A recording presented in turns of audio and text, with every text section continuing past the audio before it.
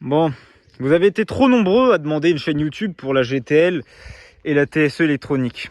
Seulement, faire une première vidéo, c'est pas. J'étais pas très inspiré.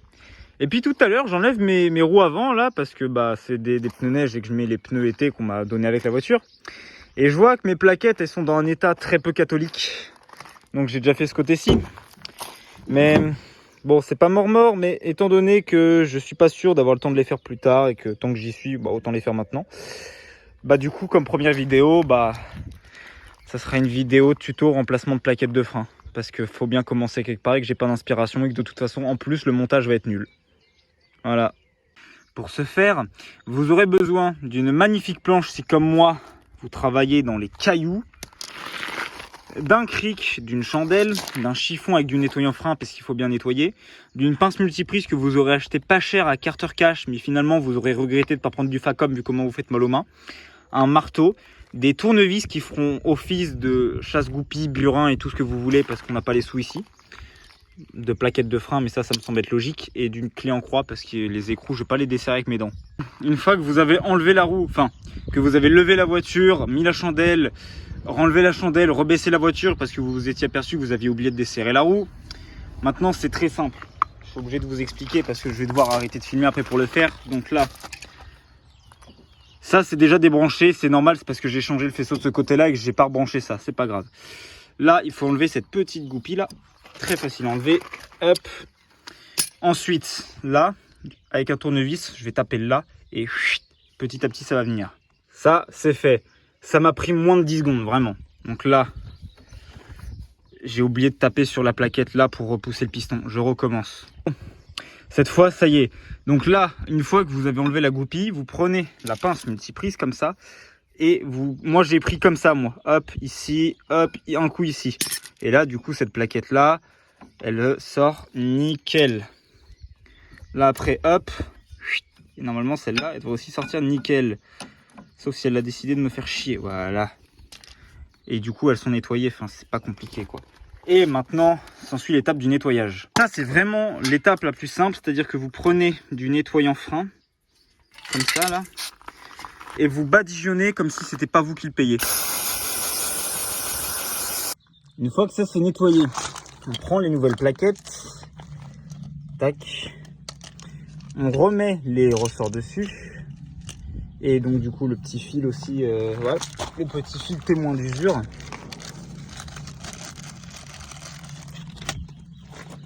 Hop, non, c'est l'autre. C'est très dur à une main, on se rend pas compte, mais c'est particulièrement chiant. C'est bon. Ah non, c'est pas bon. C'est bon, voilà. Donc celle-ci, j'ai pas mis les ressorts. Évidemment, je dois récupérer mes petits ressorts car c'est pas fourni avec les plaquettes. Hop.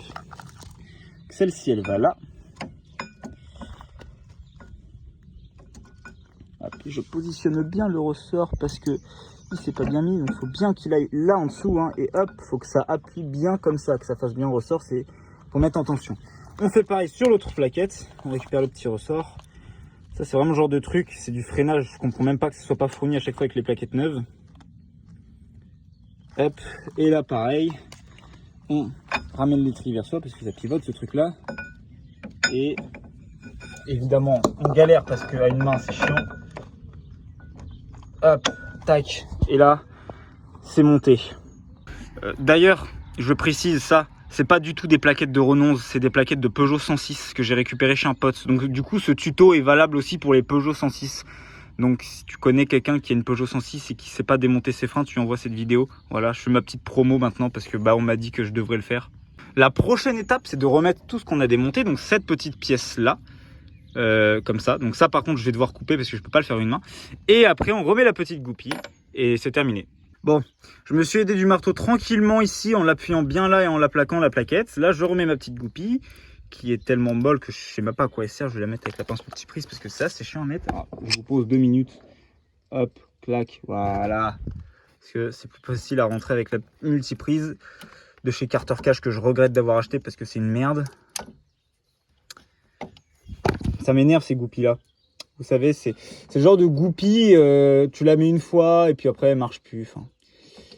Et Ça y est, elle est rentrée. Magnifique goupille. Moi personnellement, bon, là je vais remettre ça aussi. Personnellement, là, je vais regarder le liquide de frein. Parce que je sais pas si elle aurait pas besoin d'une purge la voiture. Ou au moins, peut-être le changer ou au moins une purge quoi. J'arrive pas à le rebrancher à une main, je suis désolé. J'ai regardé. Voilà la couleur du liquide. Hein. Personnellement, je suis sceptique. Je suis sceptique quant au changement. Je sais pas s'il y a vraiment si besoin que ça. Donc on va juste purger, mais on va pas non plus tout remplacer, je pense. Voilà. Pour la purge, je vais pas pouvoir le faire avec vous parce qu'il faut être deux et que j'ai pas trop envie d'afficher ma soeur. C'est simple.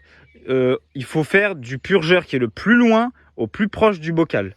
Donc là, sur l'aéron, c'est simple. Il y en a un qui se met à la pédale et qui pompe puisqu'on n'a pas de purgeur. Et donc, on ouvre le purgeur de cette roue arrière droite. Il faut attendre que ça s'écoule clair. Ensuite, celle-ci, arrière gauche. Ensuite, avant droite. Et ensuite, avant gauche. Et ensuite, la voiture sera correctement purgée. Voilà. La purge de frein a été effectuée. J'ai réquisitionné ma petite sœur qui appuyait sur la pédale de frein. J'ai finalement eu assez de liquide pour le changer complètement. Je pensais pas que j'avais acheté ce bidon là. Je savais que j'avais mon ancien le plus petit, mais j'avais oublié que j'en avais acheté un plus gros. Du coup, j'ai carrément vidé et j'en ai mis du neuf. On est bien au maxi. Les plaquettes sont neuves. Il reste plus qu'une dernière étape. On va serrer les roues au couple. Parce que tant qu'à faire, on a acheté une clé dynamométrique 50 balles. On va la rentabiliser. Voilà, et ici, désolé, on est team serrage en croix, hein. Le serrage en rond, c'est non.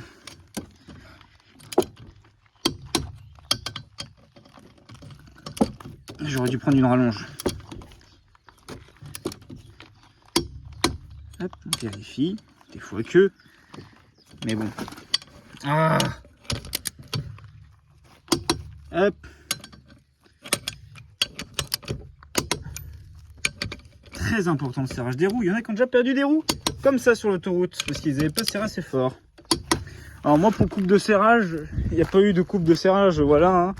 On m'a toujours appris que les roues c'était 100 Nm, tout type confondu. Je sais que c'est pas vrai, que c'est pas tout type de roue confondu 100 Nm, mais c'est pas grave. Le tout c'est que ça soit serré assez fort et à 100 Nm, on n'a jamais eu de soucis nous personnellement au garage quand on l'avait fait.